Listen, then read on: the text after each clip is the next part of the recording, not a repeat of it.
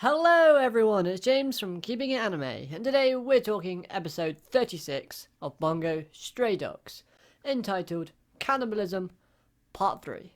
Yes, we're continuing on with the cannibalism sort of mini-arc type of thing, because as we all know, last week's episode ended off with Mori and the Armed Detective Agency's boss facing off. I keep forgetting his name. I do try and remember. Was it Yukiara? Yukiara? Something like that. Anyway, we start off with a 12-year ago flashback, which essentially is there to kind of show us how these two kind of met to begin with, and to introduce to us a character called Natsume-sensei. I'm pretty sure that's how you pronounce it. Basically, this guy is said to have been a legendary gifted user who was also the core backer of the Armed Detective Agency. He was a very hard man to track down because he would sometimes come and go as he pleases, and his location was unknown. He was also rumoured to have had the most powerfulest gift / special ability that ever existed. He is also what it seems like the mentor / teacher of Mori and the Armed Detective Agency's boss, because of the kind of relationship and dynamic that we're introduced to when these two characters were introduced to each other 12 years ago.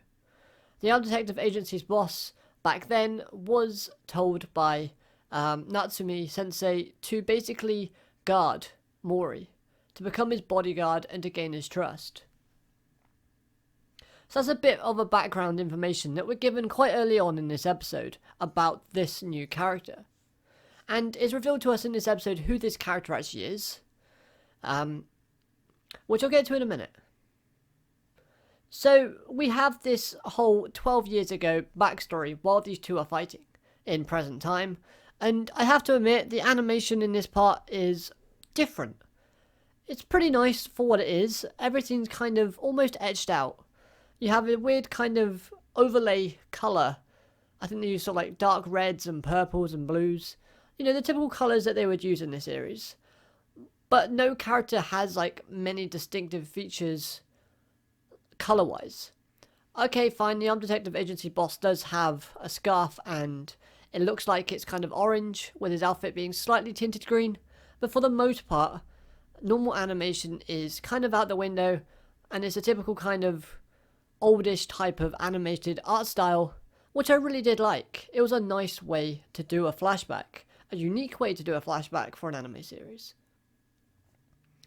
So, what else are we introduced to in these flashbacks? Well, after a big confrontation where Mori and the Armed Detective Agency's boss 12 years ago fought a load of people, Mori basically states that he's going to go and carry on something called the three-part framework plan. A plan in which the military police and the Special Operations Division would oversee the city in the daytime. The Port Mafia, being the rulers of the night, would then watch over it at nighttime. And then the Armed Detective Agencies would oversee events during the twilight hours of the day. Honestly speaking though, the Armed Detective Agency kind of, you know, they kind of lose out on their sort of time to shine if it's only the twilight hours. But oh well. And then, once we're told this, we get a shocking turn of events where Mori basically gets a good shot on the Armed Detective Agency's neck. But before this, we are told by Mori in a statement that the Port Mafia and the Armed Detective Agencies aren't equal in terms of value. The life that each boss holds is not equal. The reason being is, and I've said this in my previous review, is that if Mori was to fall, because I believe that the Armed Detective Agency's boss would actually die in this scene, but if Mori was to fall, he states that the Port Mafia would rain down war and blood in revenge, and then this obviously drops down Yukihira's guard and Wow, it kind of went food was there. Anyway, the Armed Detective Agency's boss guard drops, causing Mori to get a good shot at his neck, and then we cut away, thinking that he's dead. Right then, so another reveal that happens in this episode is pretty obvious. Is the fact that Kartai. Sorry, I forgot about his name completely. Kartai is still alive. And you know what, guys? We could pretty much guess this because, he's a new character that's only just been introduced to us. They're not going to kill him off straight away when telling us he's got all this potential. So it turns out that he wasn't actually using his normal futon that he favours. Instead, he was using a different one, so this might be bulletproof, and, well, he had help getting away somehow. But who helped him? Well, it's very heavily implied that Natsume-sensei actually is the one to help him. And this is where we get revealed to who Natsume-sensei actually is. So I think the cat that is part of the Armed Detective Agency is called Mai-chan. Up on screen. But this little cat is actually Natsume-sensei. How? Well, he transformed after blowing up the building that Mori and the Armed Detective Agency's boss is in. He's revealed to us in human form to be Natsume-sensei, which is also the guy in the opening. So they did kind of hint at that, which is pretty cool. Not gonna lie, once they dropped that, it did make me go, oh, cool, awesome. But it was right under our noses this whole time. Design-wise, I quite like his design in human form. It's pretty cool. It reminds me of something from like Sherlock Holmes, so something like early time, which if it's based 12 years ago, then cool. If he can't age because of his ability, which his ability's name is so overpowered, and, it's not really, guys. Probably not. But his ability, much like everyone else has their ability names, so Akutagawa is Rashomon, is it Yukiko? She has Thou Shall Not Die.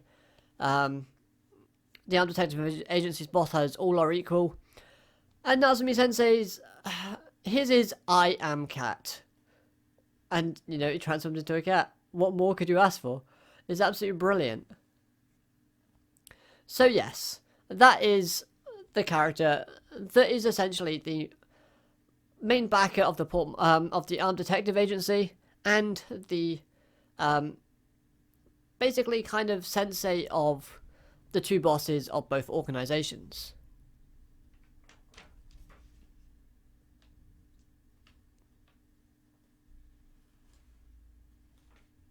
So, all of this, what does all of this lead to? All of this leads to the reveal that Kartai actually found out where the rats are hiding. And Natsume-sensei basically kind of explains to us and to the characters in the show that are present is basically the best time to strike these rats is actually when the virus is active. Because while it's active, Fredor and everyone else is just going to be sitting back and waiting for the clock to tick to 0 on this virus. They're not going to be doing anything else. Which, okay, I guess they tried to kill Kartai off because, he's got that knowledge. But it does kind of make Fredor going after Kartai a little bit pointless. But oh well. And then we get a scene of Dazai up and about with Atashi and Akutagawa in the back of a truck, which basically they're heading for the Rats' base, which is based in a coal mine, as we're told, and it's quite a wide facility. And what I really love about this is the fact that Dazai is holding both of them. The reason being is, if he lets go, they'll use their abilities and they'll both go at each other, which is a little bit out of character for Atashi. But the two roles are very switched over, which I absolutely loved in this kind of scene of this episode. Because on the one hand, we got Atashi, who we would think, being on the side of good, would be, more open to the fact that,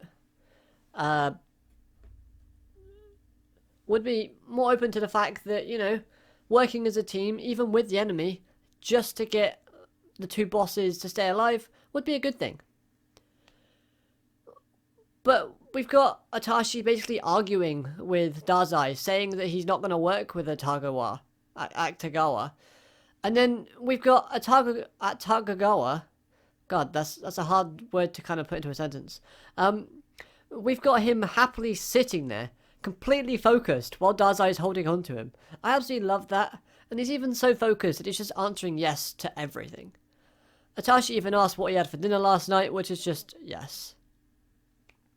Anyway, Fredo's base, coal mine, whatever you want to call it, is jam-packed with security.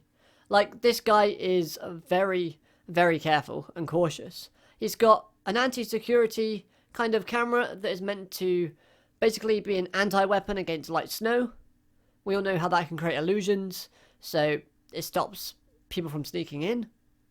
And the security guards have all got heart monitors on, which monitors their heart rate to basically notify their bosses when, something has happened to them. So if they die, beep, nothing. If they get nervous, their heart rate goes up, so something kind of triggers an alarm. And it's in this scene, akutagawa basically breaks in from the top, fine. And then Itachi kind of goes where Tiger and kind of lightning speeds his way through. Okay, still all good so far. The only reason why I bring that up is because of a point in a moment. So, another thing is, what is up with characters on the side of good at the moment pushing the Dazai button on the Port Mafia members? First of all, we've got Rampo pushing the button on Chuya, and then we've got Itachi basically pushing the Dazai button for akutagawa. And, fair credit to the character, he takes it pretty well. We see loads of different glass shards shattering, and we all know the relationship between those two characters anyway, so akutagawa basically handled it nicely. What more can I say? I just wanted to put that out there. And as the plan goes on, we get basically shown to us that there is a rat within the Port Mafia, and Fredo basically kills him off, fodder, fine, that's how Fredo got information about the port. Okay, fine. And then we get a one-to-one action, not really, talk between akutagawa and Itachi, where akutagawa is basically trying to find out why Itachi is here. What is his reason for fighting? And then we get another horrific phrase from his orphanage flashbacks, which is basically someone, I think it's the head of the orphanage that has been torturing Itachi through his childhood, basically telling him that someone who can't save another doesn't deserve to live. And when you're young and impressionable and you have that message drilled into you, then of course you're going to end up wanting to help people, just like Itachi is all the time. However, guys, the main cliffhanger of this episode is actually the fact that akutagawa is injured by one of the jabronis that they capture, and the blonde-haired jabroni ends up being the virus user and inflicts akutagawa with the cannibalism virus. Now, the only qualm I have with this is the fact that earlier on in the episode we saw Itachi go lightning speed with the Were Tiger form. And in this scene where he's running after the virus user, he's using his normal human form and he struggles to catch up with him. Like, what the hell? Come on. You just basically went lightning speed and now you're doing this? What? Why? Anyway then, guys, that is basically what happens in the episode. Overall, this episode was a great episode. A very information-heavy and plot-heavy episode. A lot of things went forth, a lot of things were revealed, and basically we learnt a lot from characters. Animation throughout this episode was great as well. Even the flashback animation I really did enjoy. And the music, for the most part, was pretty good.